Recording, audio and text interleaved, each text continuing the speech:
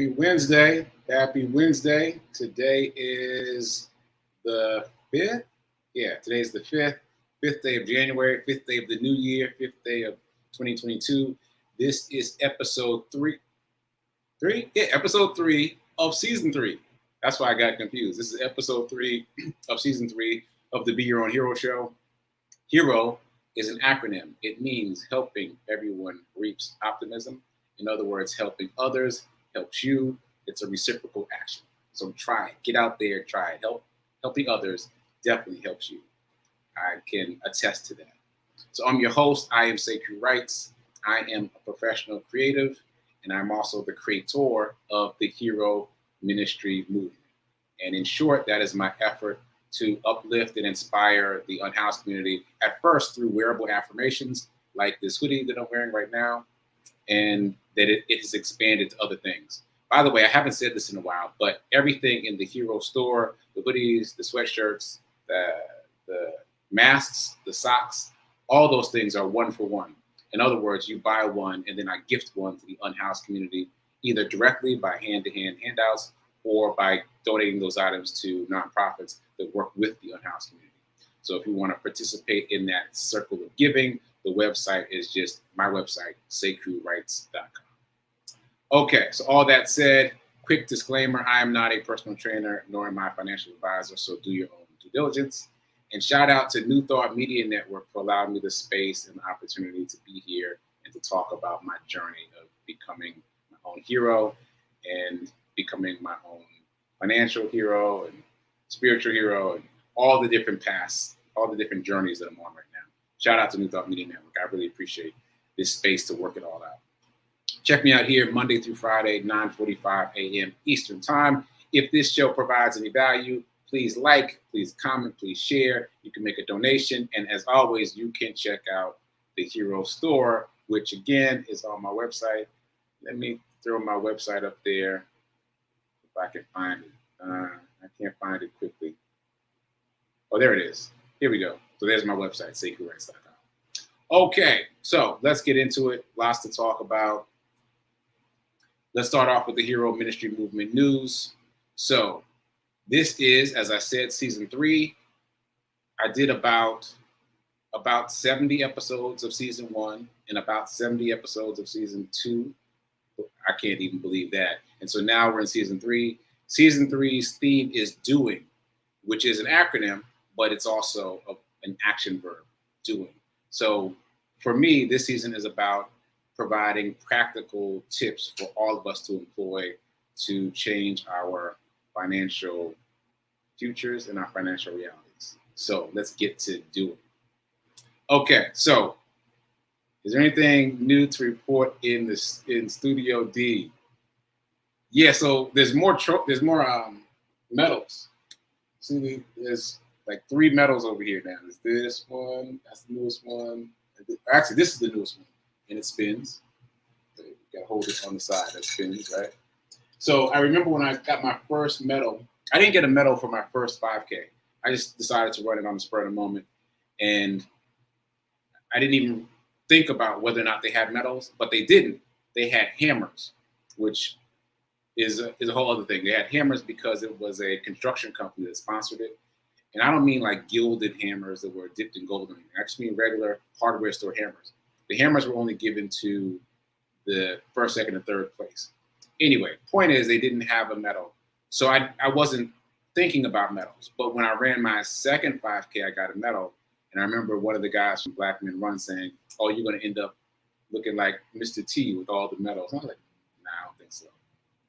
But it's starting to stack up. It's starting to stack up.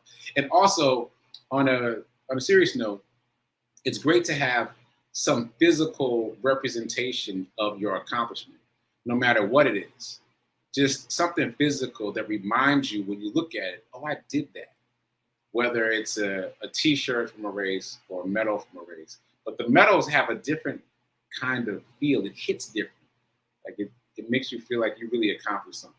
So anyway, I say all that to segue into, again, I have been told that I've inspired some people to start their own streak, and I invite you to do the same thing. Start a streak. Start a streak. That's a good chance. Start a streak. So whatever that streak is, start one. Start it today. Start it today.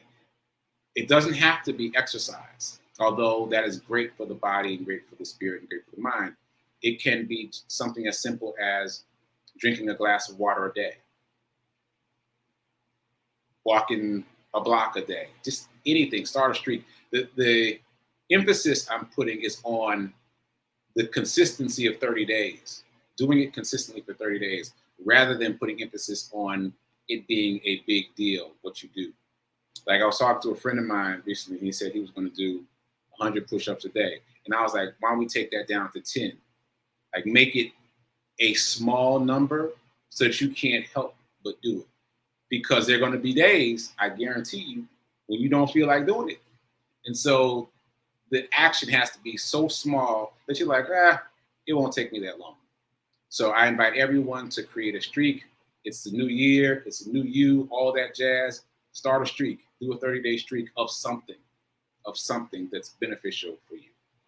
Okay. So that said, moving on to my own streak.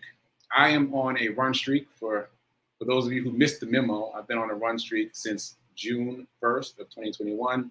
I've been running every single day since the 1st of June. My original streak goal was 30 days and 30 miles, 1 mile a day for 30 days. And now I'm on day 219, and I don't even know how many miles. I'll add it up tomorrow for a milestone day. But it just goes to show you, I'm just making my point to you. Like, you never know what you're capable of until you try. I had no clue that I'd still be running after all this time. Okay, today is also important to me in terms of my run. I posted my run report on TikTok. I haven't posted it on Facebook and Instagram yet, but you're going to want to check it out. I found out that a friend of mine passed away, and I found out that he passed away basically by running. I ran past his store yesterday, and I saw that there were flowers on the door, and that's how I started, looking for information, and that led me to find out that he passed away. So check out the run report later. That's all I'll say about that. So moving on, I want to shout out to the heroes in the chat. I see lots of comments, so let's say it to everybody. Shout out to Nan. Shout out to Tim with the cup of coffee. Shout out to Gladys. Shout out to Lovejoy. Wow, so many comments today. Shout out to Linda. Gladys is back on the bike. Glad to hear it. More water is always good. We're not taking in enough water all the time, and especially for somebody like me. Now that I'm running every single day, I know I need more water. But you get busy, you don't think about it. So drinking a glass of water is actually one of my streaks. So actually I should say something about that. So I have been consistent with 219 days of running every day. And now that feels relatively locked into my system, for 2022, I've started adding things onto that streak. So I'm attaching things to what I hope is now a very fixed habit. And so I'm adding things on. So one of the things that I added on was drinking water every day, because I'm sometimes hit or miss with the water. And I must increase my water intake, because I lose a lot of water because of sweating and running. So I've got to increase my water intake. And so studies have shown that when you set a small goal and you're able to do that one thing consistently, it's easier to layer other habits on top of that habit that's been established. So that is my experiment. That's what I'm doing. I've added 4 or 5 other habits to running, and I'm going to see how that goes. So I invite you to start wherever you are with one thing that you want to create a habit, and do it consistently for 30 days, and make sure it's small. I mean, as small as possible. Do that. Okay. Oh, that's a good tip. Thanks, Lovejoy. She keeps water on the nightstand, so it's the first thing you drink in the morning. And it should be the first thing that you ingest in the morning. Should be water. It should be the first thing you ingest, and the last thing you ingest in a day. And I know that, and we all know that, but sometimes it gets away from you. So that's a good tip. I may try that. I may put a little water bottle on the nightstand and drink some first thing in the morning and last thing at night. Okay, so all those things said, shout out to all the heroes in the chat. Shout out to all the heroes who are going to watch this show later and catch the replay. I appreciate your energy. I appreciate the comments. I appreciate, even if I don't respond to the comments during the show, I do read them later, and so I really appreciate it. So please keep commenting. Okay, so coming up, we've got my guest appearance on Regina Smithwick's podcast. Excuse me. There it is. The podcast is called Let's Talk 1943. I'm the guest, and there it is. And we'll be talking about my podcast, Get Rich 101. And the date is January 16th, 7 p.m. Eastern Time. So stay tuned for that. Also, my own Get Rich 101 seminar is coming up. Rev Mel called me out last night and asked me when it is. So again, I'm saving the date, January 22nd. I'm not sure about the time yet, and I'm not sure about the format yet, but I am putting myself out there to say that it will be Saturday, January 22nd. I don't expect it to be more than an hour or so, and probably it will be on Zoom. So stay tuned. I'm just trying to get it all together, but I got people expecting it now, so it's going to happen. Okay. All that said, anything else on news? No, I think that's it. I think that's it.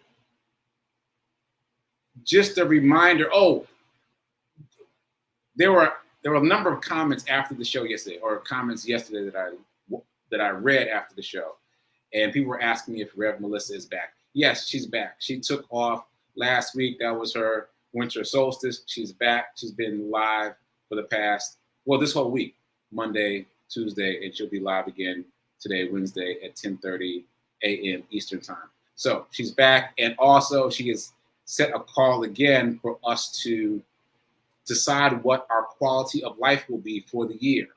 Last year, mine was abundance, and I manifested abundance in a number of different ways that I'm still really assessing. And for this coming year, I'm keeping abundance and I'm adding wealth. So wealth and abundance, wealth and abundance. So even if you don't check out our show, at least decide what your quality is. Decide what feeling tone you want to embody for the rest of the year. But definitely check out the show, because she's going to talk about it in a much more profound way and make it make sense. So as opposed to creating a list of resolutions, you might want to just think about a quality of feeling tone to embody. And also, this is my tip, make note of something you accomplished in the previous year. Because there's something about the energy of thinking about what you have already done, 100%, it's done, you accomplished it, as opposed to thinking about what you want to do. There's something, it's hard to explain, it's more concrete, and it feels more fulfilling. Like, I did that. So decide for yourself what you did in last year, in 2021, that you are really proud of yourself for. And there's definitely something. You can find something that you're proud of yourself for. So that's my little New Year's homework. Decide on something that you did last year that you're really proud of, and write it down. All right, so it's 10 o'clock. I usually reset the room, but I think we're all used to it now. This is a show that starts at 9:45. It goes from 9:45 to 10:15. So let's talk about the morning zen. My morning zen is coming from the 30-day mental diet. It will probably come from the 30-day mental diet for the next 30 days, because I started Rev Mel's 30-day mental diet class last night. I hope some of you, is it still, I'm not sure if it's still open, but I hope some of you will sign up for the next class, maybe. Sign up for the next class, or at least have the book 30-Day Mental Diet by Willis Kinnear. This is my, fourth time taking the class. I've taken the class almost every time Reverend Melissa has offered the class, because it's what I said in the class last night, actually, is that I want to make these thought habits second nature, these better thought habits second nature. And it's easy to be batting 1,000 when you're in the class and you're in it. But then when you're out of the class and you're kind of out there on your own, you can tend to wobble a little bit. So I invite everyone to join the class, or if you can't join the class, at least get the book and read along. Do the 30-day mental diet. There's also a book called the 7-day mental diet, which is even more condensed by a different author. But they're both really good, and they will both shift the way you think. So all that said, my morning reading comes from the 30-day mental diet today. So these notes are just from the introduction, like not even the real meat of the book. This is just the introduction. So let me find it. Okay, so these are 1, 2, 3, 4 things that I highlighted from the introduction of the 30-day mental diet by Willis Kinnear. First thing, there is one thing that only you can do for yourself. Think. There is one thing that only you can do for yourself. Think. I highlighted it because it's important to understand that that's one thing that we have absolute control over. Absolute control over. Disabuse yourself of that notion of somebody made me think something. Nope, it's all you. It is your choice. Ultimately, it's your choice how you respond to anything that happens in the world. No one can control your thinking except you. There's only one thing that only you can do for yourself. Think. That's my first highlight. Second thing, we are constantly filling our minds with thoughts of all kinds. Little selection is done. We are constantly filling our minds with thoughts of all kinds. Little selection is done. So I highlighted that because of the idea of selecting thoughts was just like, what? Selecting thoughts? Don't they just do their own thing? Yeah, we can exert control over our thoughts. We can, and it's challenging. It requires practice. Now, I've only been able to do it a little bit, but what I have found is it starts with mindfulness. That's a buzzword in the New Thought community. Mindfulness. What you do is you learn to observe your thoughts. And as you observe your thoughts, you start to create a separation between you and the thoughts. In other words, it's not I am, it's I feel. And you can create that small separation. And when you create even more of a separation, you can see that there's a thought, and then you can make a choice about how to respond to that thought. It's hard to explain, but the only way I've found to create a distance between you and your thoughts is to practice observing your thoughts impartially without getting invested emotionally in your thoughts. Just observe. Like, what am I thinking about? Reverend Melissa calls it binge watching your thoughts. Just watch without reacting to what you're thinking about. Okay. So I got to finish this list or this will be the whole show. So the first thing is there's only one thing that you can control yourself. I'm sorry. There's one thing that only you can do for yourself. Think. We are constantly filling our minds with thoughts of all kinds. Little selection is done. Number 3, diets, either of food or thought, cannot help but result in control of what we experience. Diet, either of food or thought, cannot help but result in control of what we experience. And number 4, the diet will have little value for you if you counteract it in between readings by dumping into your mind ideas which are contrary. So this diet will have little value for you if you counteract it in between readings by dumping into your mind ideas which are contrary. So what it means by in between readings is the book is meant to be ingested in a very specific way. You're meant to read day 1 in the morning of day 1 and the evening of day 1. And then day 2 in the morning, on the morning of day 2 and the evening of day 2. You're supposed to ingest it in small bite-sized bits, like taking a 1-a-day vitamin. And that's the way you're supposed to work with it. So this last quote is saying that the diet won't do you any good if you spend the time between reading it in the morning and reading it at night thinking all the negative things that you don't want to have in your thoughts.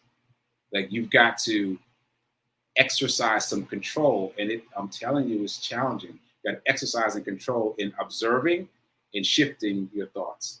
Observing and shifting your thoughts. Okay, all that said, check out the class. Check out the class. Check out the class. If you can't check out the class, get the book. Get the 30-Day Mental Diet book. All right, so that was my morning zen for today. And now we're shifting gears and we're going to talk about some money stuff. Okay, so I'm keeping the same affirmation that I had for season 2. I want it to be second nature for all of us. So here's our millionaire affirmation. I am so happy and grateful to be a multimillionaire in every area of my life. I am so happy and grateful to be a multimillionaire in every area of my life. Okay, remember to feel happy when you say happy and to feel grateful when you say grateful. That's where the magic happens. Okay, so again, season 3 is all about being practical, being practical, being practical. So we're talking about things that we can do to change our financial fortunes, financial futures, fortunes and futures. Before I give today's tip, let me recap yesterday's and also recap this thought that I also want to become second nature to all of us.